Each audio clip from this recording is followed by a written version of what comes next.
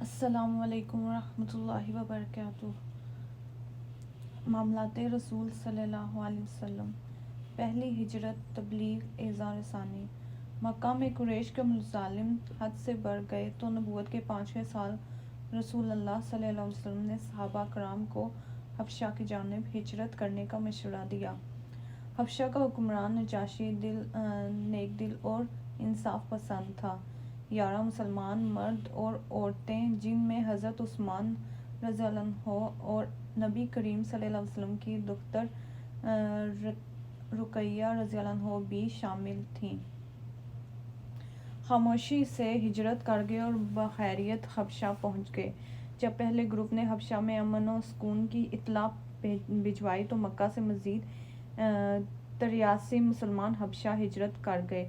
ان میں 11 قریشی عورتیں بھی شامل تھیں۔ مہاجرین کے اس گروپ کی سربراہی جعفر رضی اللہ عنہ بن ابی طالب نے کی۔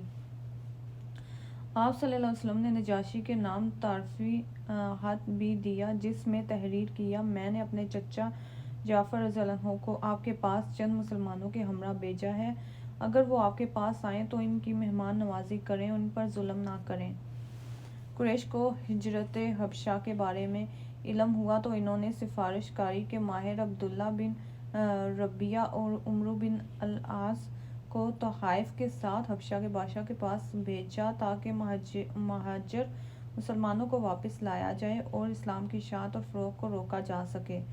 قریش کے سفارشتی وفد نے حبشہ پہنچ کر بادشاہ کے درباریوں کو تحفہ دے کر اپنا ہمنوا بنا لیا۔ جب ان کی بادشاہ تک رسائی ہو گئی تو اس سے کہا کہ ہمارے غلام اور لونڈیاں گمراہ ہو کر آپ کے ملک میں آ کر پناہ گزین ہو گئے ہیں، ان کو واپس کر دیا جائے۔ نیک دل بادشاہ نے کہا: جب تک مہاجرین کا موقف نہ سن لوں کوئی فیصلہ نہیں کر سکتا۔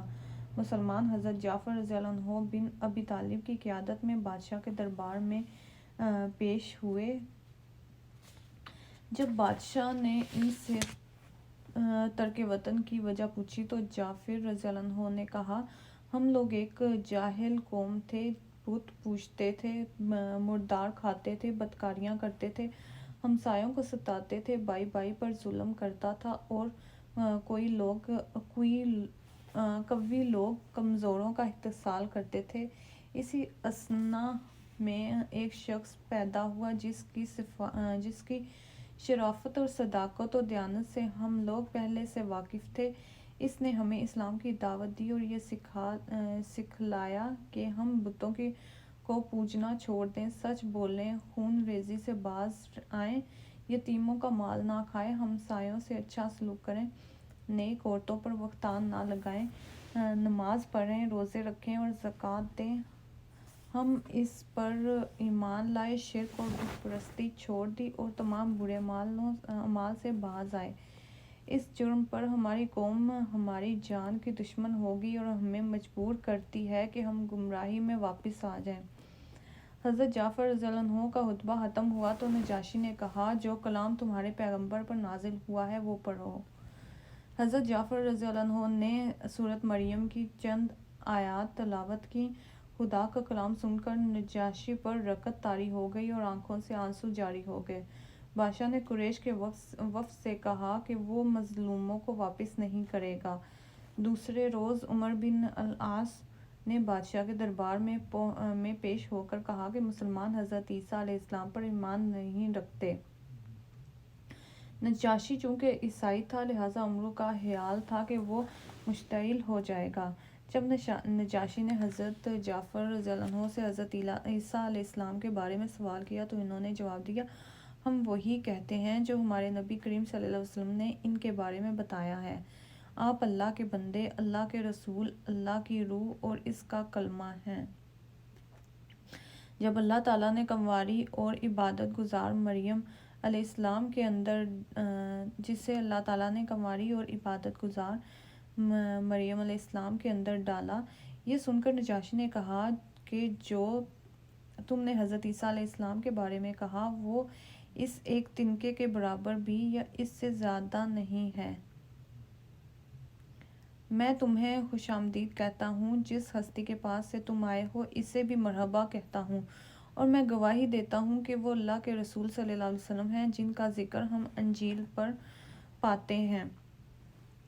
یہ وہی رسول صلی اللہ علیہ وسلم ہیں جن کی آمد کی خوشخبری عیسیٰ علیہ السلام بن مریم علیہ السلام نے سنائی تھی۔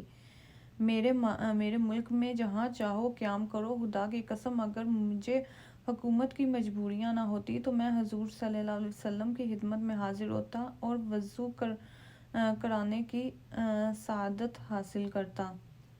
ایک روایت کے مطابق نجاشی نے اسلام قبول کر لیا تھا، اور جب نجاشی نے وفات پائی تو حضور اکرم صلی اللہ علیہ وسلم نے اس کی غائبانہ نماز جنازہ پڑھی اور مغفرت کی دعا فرمائی۔ رسول اللہ صلی اللہ علیہ وسلم کی اجازت سے حضرت ابوبکر رضی اللہ عنہ بھی حبشہ کی جانب ہجرت کے سفر پر روانہ ہوئے۔ راستے میں ان کی ملاقات کعرہ قبلہ کے سردار ابن الدغنہ سے ہو گئی، جو حضرت ابوبکر کا رشتہ دار اور قریش کا فوجی خلیف تھا۔ اس سے دکھ ہوا کہ حضرت ابوبکر رضی اللہ عنہ جیسا شخص بھی ہجرت پر مجبور ہو گیا۔ اس نے حضرت ابوبکر رضی اللہ عنہ کو مکہ واپس لا کر اپنی پناہ میں لینے کا اعلان کر دیا۔ حضرت ابوبکر رضی اللہ عنہ نے اپنے گھر کے صحن میں مسجد بنا لی۔ جب وہ رکعت کے ساتھ قرآن پاک کی تلاوت کرتے تو قریش کے مرد اور عورتیں ان کی تلاوت سننے کے لیے جمع ہو جاتے۔ قریش نے ابن الدغنہ سے شکایت کی۔ جب اس نے حضرت ابوبکر کو تلاوت سے روکنا چاہا تو انہوں نے دو ٹوک کہہ دیا کہ مجھے تمہاری حفاظت کی ضرورت نہیں اور میرے لیے اللہ کی حفاظت ہی کافی ہے۔ حضرت ابوبکر رضی اللہ عنہ اس نتیجے پر پہنچ گئے کہ خدا پر ایمان لانا ہی کافی نہیں بلکہ اس پر مکمل اعتماد اور یقین بھی لازم ہے۔ سودے بازی۔ حضرت حمزہ رضی اللہ عنہ اور حضرت عمر رضی اللہ عنہ کے ایمان لانے کے بعد مسلمان مضبوط ہو گئے تھے، جبکہ قریش روز بروز کمزور ہونے لگے تھے۔ قریش کے سفیر عمر بن العاص حبشہ سے ناکام لوٹنے کے بعد الگ تھلگ رہنے لگے تھے۔ جب ان کے رفقا نے تنہائی اور گوشہ نشینی کا سبب پوچھا تو عمر نے کہا کہ حبشہ کا بادشاہ کہتا ہے کہ حضرت محمد صلی اللہ علیہ وسلم نبی ہیں۔ قریش چونکہ تاجر تھے لہٰذا ان کا خیال تھا کہ رسول اللہ صلی اللہ علیہ وسلم سے سودے بازی کرنی چاہیے۔ قریش کا ایک وفد آپ صلی اللہ علیہ وسلم کی خدمت میں حاضر ہوا اور کہا کہ وہ ایک ایسی تجویز لائے ہیں جس میں فریقین کی بھلائی ہے۔ حضور صلی اللہ علیہ وسلم نے تجویز پوچھی تو قریش کے وفد نے بتایا، ہم آپ کے معبود کی عبادت کرتے ہیں، آپ صلی اللہ علیہ وسلم ہمارے معبودوں کی عبادت کریں۔ ہم آپ صلی اللہ علیہ وسلم کو اپنے سارے معاملات میں شریک کر لیتے ہیں۔ جو چیز آپ صلی اللہ علیہ وسلم لے کر آئے ہیں اگر وہ اس سے بہتر ہوئی تو ہمارے پاس ہے، جو ہمارے پاس ہے تو ہم آپ صلی اللہ علیہ وسلم کے ساتھ شریک ہوں گے اور اس میں اپنا حصہ پائیں گے، لیکن اگر وہ چیز جو ہمارے پاس ہے اس سے بہتر ہے تو آپ صلی اللہ علیہ وسلم لے کر آئے ہیں تو آپ صلی اللہ علیہ وسلم ہمارے ساتھ اس میں شریک ہوں گے اور اس میں سے اپنا حصہ پا لیں گے۔ مشرکین کی اس تجویز کے بعد اللہ تعالیٰ نے اپنے رسول صلی اللہ علیہ وسلم کو وحی کے ذریعے حکم دیا، کہہ دو اے کافرو، میں ان معبودوں کی بندگی نہیں کرنے کا جن کی بندگی تم کرتے ہو، نہ تو اس خدائے وند کی بندگی کرنے، نہ تم اس خدائے واحد کی بندگی کرنے کے ہو جس کی بندگی میں کرتا ہوں، نہ میں ان معبودوں کی بندگی کرنے والا رہا ہوں جن کی بندگی تم نے کی ہے، نہ تم اس خدائے وند کی بندگی کرنے والے رہے ہو جس کی بندگی میں کرتا رہا ہوں، تمہارے لیے تمہارا دین اور میرے لیے میرا دین۔ حضور اکرم صلی اللہ علیہ وسلم نے اللہ تعالیٰ کی ہدایات پر خلوص نیت سے عمل کیا اور کبھی اپنے دین کو دوسروں پر جبر اور زبردستی سے مسلط کرنے کی کوشش نہ کی۔ ارشاد ربانی ہے، دین میں کوئی جبر نہیں۔ نادار صحابہ کی عزت افزائی۔ اسلام قبول کرنے والے زیادہ تر غلام لونڈیاں اور مکہ کے نادر افراد تھے۔ قریش اپنی خاندانی برتری کی وجہ سے انہیں حقیر سمجھتے تھے اور رسول صلی اللہ علیہ وسلم سے مذاق کرتے اور کہتے کہ آپ صلی اللہ علیہ وسلم کے نزدیک اللہ نے ان نادر افراد پر کرم کیا ہے اور انہوں نے اسلام قبول کر لیا ہے۔ اگر آپ صلی اللہ علیہ وسلم کا دین برحق ہوتا تو اس پر نادر افراد کی بجائے ہمارے جیسے امیر ایمان لاتے۔ آپ صلی اللہ علیہ وسلم چاہتے ہیں کہ ہم امیر لوگ ان نادر لوگوں کے تابع ہو جائیں۔ اگر آپ صلی اللہ علیہ وسلم چاہتے ہیں کہ ہم ایمان لائیں تو ان لوگوں کو اپنی جماعت سے نکال دیں، پھر شاید ہم غور کریں۔ حضور اکرم صلی اللہ علیہ وسلم مسجد حرام میں تشریف فرما تھے۔ آپ صلی اللہ علیہ وسلم کے پاس حضرت خباب رضی اللہ عنہ، حضرت صہیب رضی اللہ عنہ، حضرت بلال رضی اللہ عنہ اور عمار بن یاسر رضی اللہ عنہ بیٹھے تھے۔ قریش نے کہا کہ ہم اشراف ان نادر لوگوں کے ساتھ ایک ہی محفل میں نہیں بیٹھ سکتے۔ آپ صلی اللہ علیہ وسلم ہمارے ساتھ الگ مجلس کریں۔ آپ صلی اللہ علیہ وسلم کو قریش کا مطالبہ پسند نہ آیا اور اپنے نبی اللہ تعالیٰ کو قریش کا مطالبہ پسند نہ آیا اور اپنے نبی صلی اللہ علیہ وسلم کو ہدایت فرمائی، جو لوگ صبح شام اپنے رب کو پکارتے ہیں اور اس کی رضا چاہتے ہیں، انہیں اپنی مجلس سے ہرگز نہ نکالنا۔ ان کے حساب میں سے کسی چیز کا بار تم پر نہیں اور تمہارے حساب میں سے کسی چیز کا بار ان پر نہیں۔ اس کے باوجود اگر تم انہیں اپنے میں سے دور پھینکو گے تو ظالموں میں شمار ہوگے۔ اے لوگو جو ایمان لائے ہو، نامرد دوسرے مردوں کا مذاق اڑائیں، ہو سکتا ہے کہ وہ ان سے بہتر ہوں، اور نہ عورتیں دوسری عورتوں کا مذاق اڑائیں، ہو سکتا ہے کہ وہ ان سے بہتر ہوں۔ آپس میں ایک دوسرے پر طعن نہ کرو اور نہ ایک دوسرے کو برے القاب سے یاد کرو۔ ایمان لانے کے بعد فسق میں نام پیدا کرنا بہت بری بات ہے۔ جو لوگ اس روش سے باز نہ آئیں وہی ظالم ہیں۔ سماجی بائیکاٹ۔